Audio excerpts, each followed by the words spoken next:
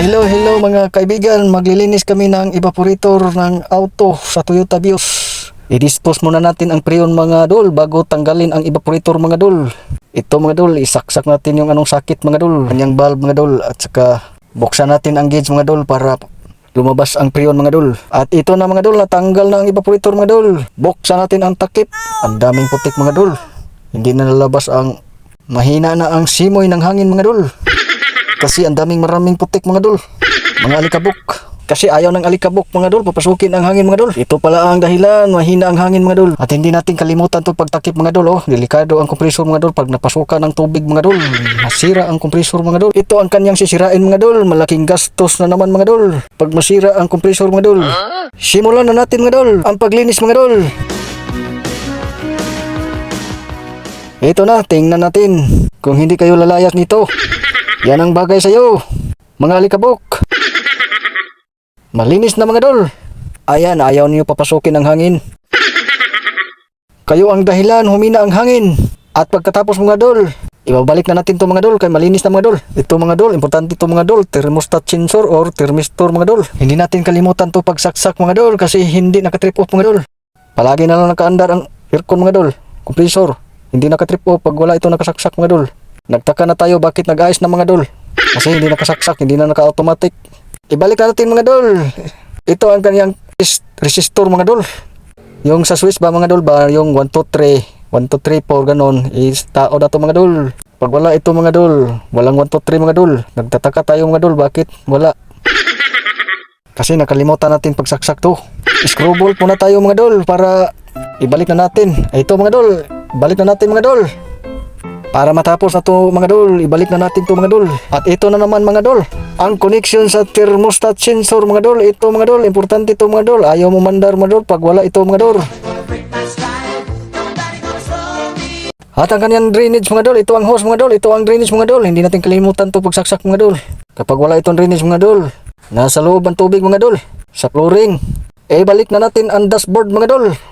Ito ang koneksyon ng blower mga dol, importante to mga dol. Walang hangin mga dol pag wala ito mga dol. Saksak ko na mga dol. Ibalik na natin ang switch sa aircon mga dol. Ito mga dol, saksak natin tong mga sakit tong mga dol para mag-function na mga ang aircon mga dol. Pag wala ito mga dol, walang aircon mga dol. Pagkatapos mga dol, vacuuman natin mga dol. Ito mga dol, vacuum mga dol. Importante itong vacuum mga dol para malinis ang loob ng mga fitting mga dol.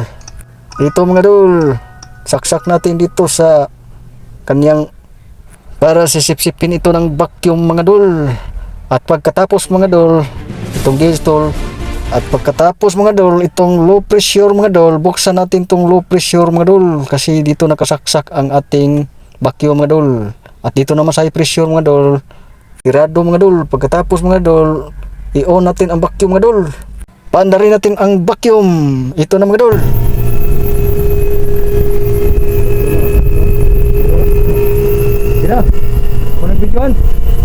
Mag-wait muna ako ng 15 minutes mga dol bago ko ito ihinto. At pagkatapos ng vacuum mga dol, lagyan ko ng oil mga dol. Isang takip lang mga dol.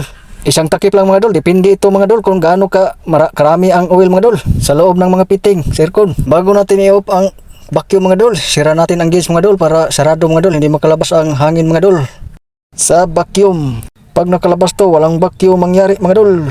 Hindi makasipsip ng oil. At ito na mga dol, pasipsipin na natin mga dol ng oil mga dol. I-open natin mga dol. Ito na mga dol, tingnan natin mga dol. Sipsipin na niya mga dol ang oil mga dol.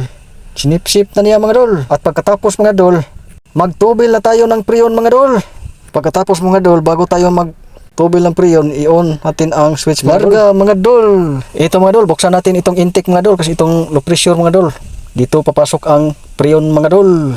Pababa natin ang preon mga dol, liquid mga dol.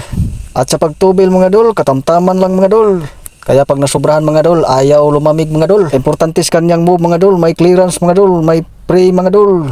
Kapag wala mga dol, ayaw lumamig mga dol. Kasi ayaw nakamove yan, na-stuck yan mga dol. Isiting natin ang preon mga dol. Konting revolution mga dol. Kita sa gauge mga dol. Ito mga dol, oh. Pag naka-revolution ng konti mga dol, may play yan mga dol. Pababa. Pag naka-normal ang under mga dol, 40 ang kanyang number mga dol. Pag naka-revolusyon ng konti mga dol, 30 or 35 mga dol, tama na yan. Pag baba ng sobra, kulang sa lamig yan. Pag sobra ng taas, kulang ng lamig. Ay naku. Tingnan natin mga dol. Oh, lumamig na mga dol. Thank you mga dol. Bye-bye.